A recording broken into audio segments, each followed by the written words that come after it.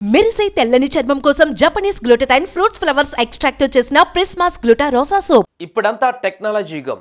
చేతిలో smart phone ఉందా అంతే, ఇక ప్రపంచం మన చేతిలో ఉన్నట్టే. బట్టలు కొనేందుకు షాపింగ్ మాల్కు వెళ్ళడం, ఆకలిస్తే హోటల్కు వెళ్ళే రోజులు ఎన్నడో పోయాయి. మనకేం కావాలన్నా క్షణాల్లో మన కాళ్ళ దగ్గరకు వచ్చే టెక్నాలజీ అందుబాటులోకి వచ్చింది. అయితే ఈ టెక్నాలజీ వల్ల ఎన్ని లాభాలు ఉన్నాయో అంతకు మించి నష్టాలు కూడా లేకపోలేదు. కొందరు సైబర్ నేరగాళ్ళు పక్కా ప్లాన్తోనే అమాయక జనాల్ని నిండా ముంచేస్తున్నారు. ఇది మొన్నటి వరకు. ఇప్పుడంతా తెర వెనుక డిజిటల్ అరెస్ట్ నడుస్తుంది. అమాయక ప్రజలను ఆసరగా చేసుకొని మోసం చేస్తున్నారు. అంతెందుకు, డిగ్రీలు పీజీలు ఇలా పెద్ద పెద్ద చదువులు చదివిన వారిని సైతం డిజిటల్ అరెస్ట్ పేరుతో ఇట్టే ముంచేస్తున్నారు. ఇంతకు డిజిటల్ అరెస్ట్ అంటే ఏమిటి, అసలు ఎలా మోసం చేస్తున్నారు? మీకు కూడా ఇలాంటి పరిస్థితి వస్తే ఏం చేయాలో ఇప్పుడు తెలుసుకుందాం.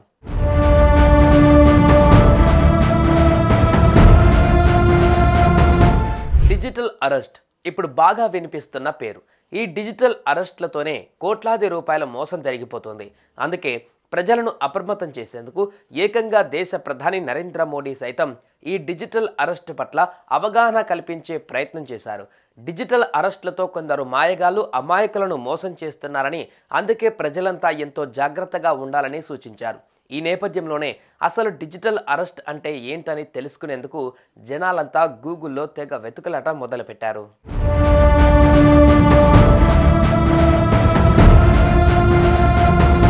డిజిటల్ అరెస్ట్ అనేది ఒక రకమైన ఆన్లైన్ మోసం.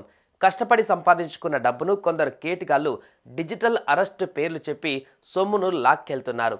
అదెలా అంటే, ముందుగా వాట్సాప్, స్కైప్ వంటి కాలింగ్ ప్లాట్ఫామ్ల ద్వారా వీడియో కాల్ చేస్తారు. మేము పోలీసులం, ఐటీ, ఈడీ, సిబిఐ ఇలా ప్రభుత్వ అధికారులమని ఫేక్ ఐడి కార్డులు చూపించి వారిని నమ్మిస్తారు. అవతలి వ్యక్తి కాస్త భయపడినట్లుగా అనిపిస్తే చాలు, ఇంకాస్త రెచ్చిపోతారు.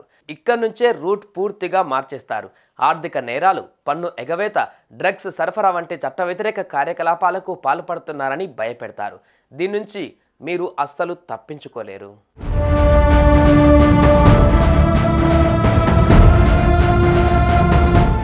మరి ముఖ్యంగా డిజిటల్ అరెస్ట్ అని పేరు చెప్పి త్వరలోనే మిమ్మల్ని అరెస్టు చేస్తామని వార్నింగ్ ఇస్తారు.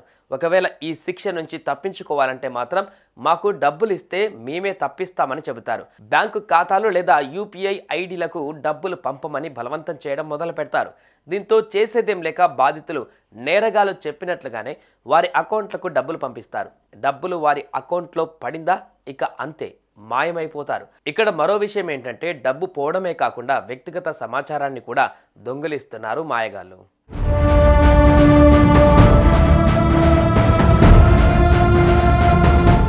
ఇది ఇప్పుడు కొందరు మాయగాళ్ళు డిజిటల్ అరెస్ట్ల పేరుతో చేస్తున్న మోసాలు. ఇలాంటి వారి పట్ల అందరూ ఎంతో జాగ్రత్తగా ఉండాలి. అన్నోన్ నెంబర్ల నుంచి ఫోన్ కాల్ వచ్చినా లేదంటే వీడియో కాల్ వచ్చినా పొరపాటున కూడా లిఫ్ట్ చేయకూడదు. ఒకవేళ చేసినా వారు చెప్పింది పూర్తిగా విని అసలు నిజంగానే వీరు ప్రభుత్వ అధికారులా కాదా అని గమనించుకోవాలి. ఇంతేకాదు, వారు అడిగింది అడిగినట్లుగా చెప్పకూడదు. వ్యక్తిగత సమాచారాన్ని పంచుకోవడం, బ్యాంకు ఖాతా వివరాలు, ఆధార్ నెంబర్ మొదలైన సమాచారాన్ని అసలే పంచుకోవద్దు. ఇలా మీకు ఎవరిపైన అనుమానం వస్తే మాత్రం వెంటనే సైబర్ క్రైమ్ పోలీసులకు ఫిర్యాదు చేసి జాగ్రత్త పడండి. తస్మాత్ జాగ్రత్త. సుమన్ టీవీలో మీ పర్సనల్ అండ్ బిజినెస్ ప్రమోషన్స్ కోసం కింది నెంబర్కి కాంటాక్ట్ చేయండి.